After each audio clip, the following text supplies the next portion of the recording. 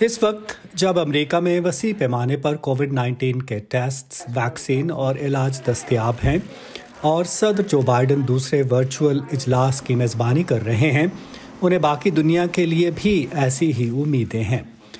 امریکہ نے دوسرے ممالک کو ویکسین کی 1 ارب 20 کروڑ خوراکیں عطیہ کرنے کا وعدہ کیا ہے، جن میں سے 53 کروڑ 5 لاکھ خوراکیں فراہم کی جا چکی ہیں۔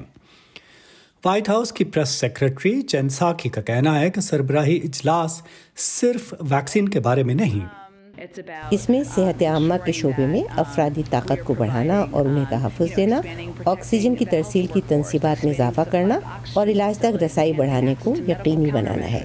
یہ وہ اقدامات ہیں جن کی ہمیں امید ہے اور ان پر وہاں بات کرنے کا ارادہ رکھتے ہیں۔ سربراہی اجلاس میں لوگوں کو ٹیکے لگانے، ٹیسٹ اور علاج تک رسائی میں اضافہ کرنے اور وبائی امراض سے نمٹنے کی تیاری کے لیے درکار مالی وسائل پر بھی غور کیا جائے گا۔ امریکہ وبا سے نمٹنے کے لیے امیر ملکوں سے امداد میں اضافے کے لیے کہے گا، تاہم امریکہ خود وہاں خالی ہاتھ آئے گا کیونکہ کانگریس نے ابھی تک وبا سے نمٹنے کے عالمی فنڈز کے لیے صدر جو بائیڈن کی $5 ارب کی درخواست منظور نہیں کی۔ یہ اندرونی سیاست ہے۔ عالمی سطح پر امداد کے کسی نمایاں وعدے کے بغیر سامنے آنا ایک چیلنج ہوگا۔ سربراہی اجلاس ایک دوسرے کے ساتھ بہترین حل اور طریقے شیئر کرنے کا ایک موقع بھی ہے۔ افریقی ملک جو HIV، تپِ دق اور ایبولا جیسی آسانی سے منتقل ہونے والی بیماریوں سے نمٹنے کا وسیع تجربہ رکھتے ہیں، صحت عامہ سے متعلق مختلف چیلنج اور مثبت تجربہ رکھتے ہیں۔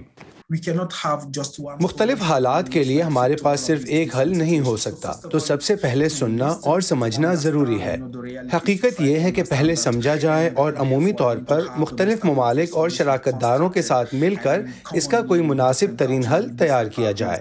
وبا کے پہلے 2 برسوں میں امیر ممالک نے ویکسین کی ذخیرہ اندوزی کی، جس سے غریب ملکوں کے لیے ویکسین کی ترسیل خطرے میں پڑ گئی۔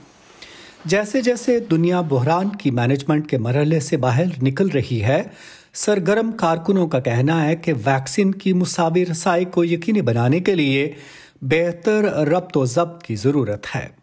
اس ملک اور دیگر ممالک میں متعلقہ افراد کو قریب سے جانتے ہوئے ہمارا سب سے بڑا خوف یہ ہے کہ ایسا ہوگا نہیں۔ ایک چیز تو واضح ہے کہ چین سے افریقہ اور اس کے درمیان کسی بھی جگہ یہ وبا ابھی ختم نہیں ہوئی۔ 12 مئی کو صدر بائیڈن جرمنی، بیلیز، انڈونیشیا اور سینیگال کے ساتھ ایک روزہ ورچوئل اجلاس کی مشترکہ میزبانی کر رہے ہیں۔ انیتا پاول اور پیٹسی وڈاکوساوارا کے ساتھ ندیم یعقوب، وائس آف امریکہ۔